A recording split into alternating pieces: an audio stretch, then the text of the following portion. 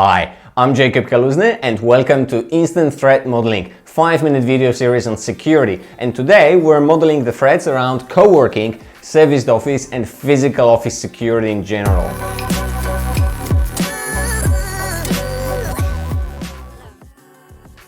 COVID-19 changed a lot. Some companies became fully remote, while the other ones switched their standard offices into serviced rooms with a shared kitchen or allowed their employees into co-working spaces.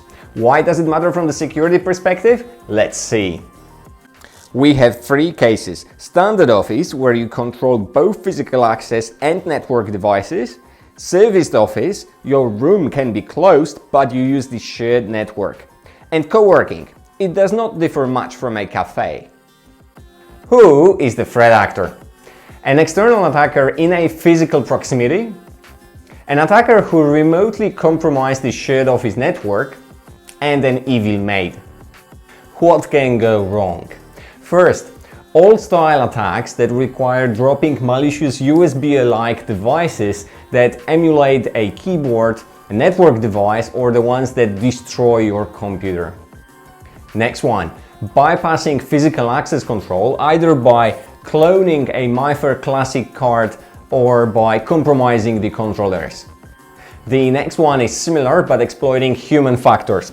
We're talking about convincing the receptionist or security guard to let you in the room or simply stealing the cards. We have dumping data from the computers or simply stealing them. As the attacker is in the room, they can install malware onto the computers. And also, when they are in, they can physically reconfigure the computers. That's a classic evil maid attack. And they can also plant keyloggers and network capturing devices. My favorite one, radio attacks exploiting Logitech unifying protocol, intercepting and injecting keystrokes into wireless mouses and keyboards. We also have traffic interception of shared network devices, wired or wireless. That's a man-in-the-middle attack. In the shared network, there is a surface for interactive attacks. We're talking about net bias poisoning, phishing that includes SMB links in the internal network, and also attacking any exposed services. And the last one is planting wiretaps, cameras, and other eavesdropping devices. Instant mitigations, an awareness training for your employees, and a policy to turn off USB ports or drives. In case you control the physical access control system, select cards that are not vulnerable to cloning, and also the controllers should not be reachable from the internal network. For social engineering, there is only awareness training and also logging and monitoring of the physical access control system. Full disk encryption solves the problem of data theft, but you have to introduce a policy to turn off or hibernate the devices at the end of the day. Full disk encryption should stop the attackers to install any malware. For evil maid attacks, well, login monitoring or simply consider safe cabinets. Don't use vulnerable peripheral hardware. Read about mouse jacking attacks. Network sniffing devices can't do much in case all traffic goes through VPN. For keyloggers, you can't do much, otherwise you can store all peripherals in a safe cabinet. For man-in-the-middle attack, I have three recommendations: VPN, VPN, and VPN.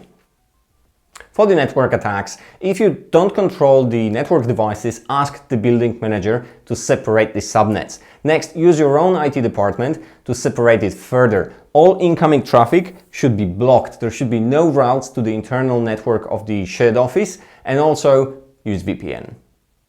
If you have a suspicion that someone put a wiretap in your shared office and you want to cover that threat anyways, you'd better choose your own building and build your own fortress.